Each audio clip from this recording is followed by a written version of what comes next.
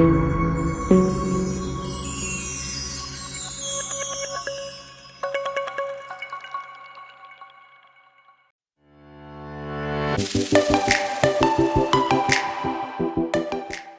à tous, je suis Audrey-Laure Drissens de l'espace Shambhala à Nice et j'avais envie de partager avec vous aujourd'hui la thématique de la médecine traditionnelle chinoise dans laquelle je me suis investie depuis plusieurs années puisque je suis thérapeute en énergétique chinoise, Reiki et sonothérapie.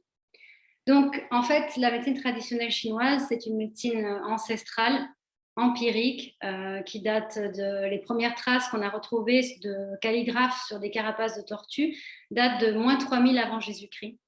C'est une médecine qui a su évoluer au cours de son temps et aujourd'hui elle est toujours en mouvement puisqu'on continue à faire des recherches avec les nouvelles maladies qui apparaissent par rapport aux différentes techniques que cette médecine offre.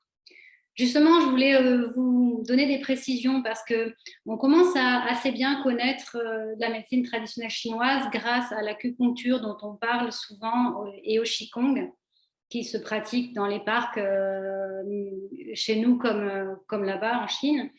Mais il y a des choses que l'on connaît moins, notamment que cette médecine repose sur 5 grands piliers dont je voudrais vous parler. Le premier pilier, donc, c'est celui de l'acupuncture que vous connaissez, puisqu'on a pas mal d'émissions qui y parlent de ça et aussi de l'intrusion de ce genre de technique dans les hôpitaux. Il s'agit de travailler avec des aiguilles en métal sur des points d'acupuncture le long des méridiens.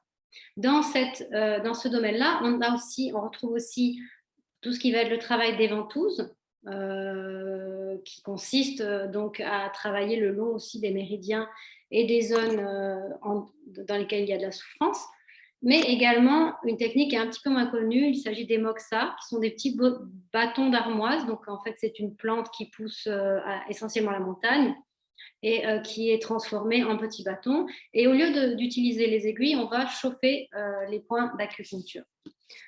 En dehors de ce domaine-là, il y a la nutrition et la diététique chinoise, qui n'a rien à voir avec la nôtre, puisqu'elle repose essentiellement sur les qualités énergétiques des aliments, et donc sur les aliments qui vont être plutôt yin, les aliments qui vont être plutôt yang, les aliments qui vont être plutôt agir sur l'énergie d'un organe plutôt qu'un autre. Donc ce n'est pas du tout une diététique qui ressemble à celle de notre société. Ensuite, il y a le Qigong, le Tai Chi. Donc là, il s'agit plus de travailler avec, bien sûr, le corps, tous les mouvements qui vont être des mouvements lents, les mouvements des articulations dans l'espace. Mais c'est aussi un travail, évidemment, sur le souffle, sur la respiration. En général, ça se pratique dans des lieux à l'extérieur, en lien avec la nature. Et ça fait aussi appel à tout le système énergétique de la médecine traditionnelle chinoise, dans lesquels on intègre les 5 éléments et l'énergie terrestre, l'énergie céleste, etc., etc. Il y a également le massage Twina, qui va être, si on devait faire une comparaison, peut-être quelque chose qui rallie l'ostéopathie, la kinésiothérapie, mais c'est un petit peu plus, il y a des manipulations, mais il y a aussi des techniques typiques, et c'est toujours aussi axé quand même sur les méridiens et les grands points d'acupuncture.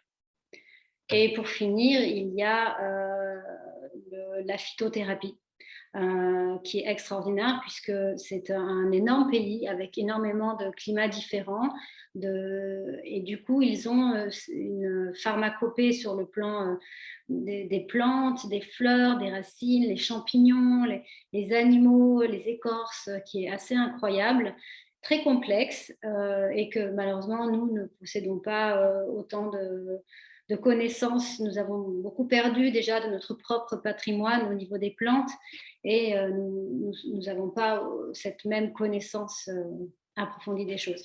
Et donc la médecine traditionnelle chinoise, ce n'est pas seulement un domaine, c'est l'interaction entre ces 5 domaines qui est là pour aider l'individu, l'être humain, à être heureux, sain dans son corps et dans son esprit et dans son âme. Donc, c'est une médecine qui nous offre une possibilité de nous épanouir et de manière complète. Et c'est ça qui est très pertinent, je trouve, dans nos civilisations modernes et complexes, où on est souvent soumis à beaucoup de stress, beaucoup de tensions, un rythme qui n'est plus du tout celui que la nature nous a donné, qui nous met en difficulté.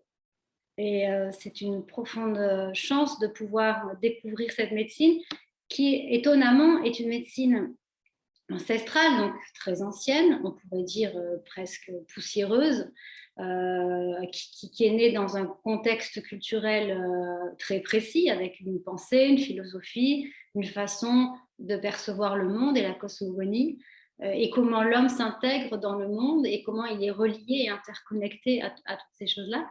Et en même temps, c'est une médecine qui est profondément moderne et universelle. Et donc, j'ai beaucoup de chance de pouvoir la pratiquer et de pouvoir être pleinement là-dedans. Voilà, je voulais juste vous partager ça. Dans une prochaine rubrique, j'irai un petit peu plus en profondeur sur les pensées qui nourrissent cette médecine, sur les concepts de la théorie des 5 éléments et du yin-yang. À bientôt.